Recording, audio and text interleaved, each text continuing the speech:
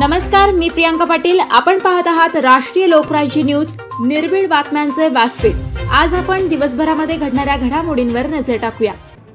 जनसेवा फाउंडेशन तर्फे 12 ते 16 ऑक्टोबर दरम्यान आयोजित करण्यात आलेल्या शिवमहापुराण कथेच्या भव्य सोहळ्याच्या मंडप उभारणीचा शुभारंभ विधिवत पूजा करून मंगलमय वातावरणात करण्यात आला।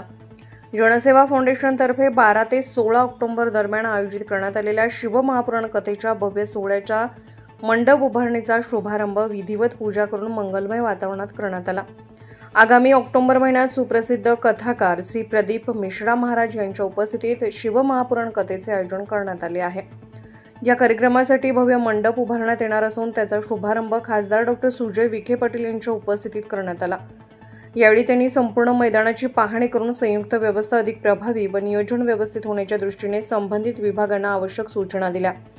श्रद्धा, भक्ती आणि अध्यात्माचा संगम घडवणारा शिव महापुराण कथा कार्यक्रम तेवढ्याच भव्यतेने संपन्न होण्यासाठी नियोजन सुरू असून आध्यात्मिक सोहळा भाविकांसाठी अविस्मरणीय ठरावा असे नियोजन सुरू करण्यात आले आहे।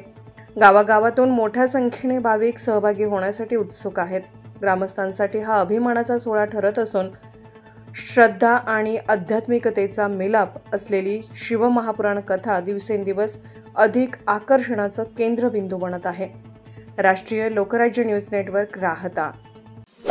ताज्या बातम्यांसाठी आणि अपडेट्ससाठी राष्ट्रीय लोकराज्य न्यूज चॅनलला सबस्क्राईब करा, तसेच लाईक आणि शेअरही करा।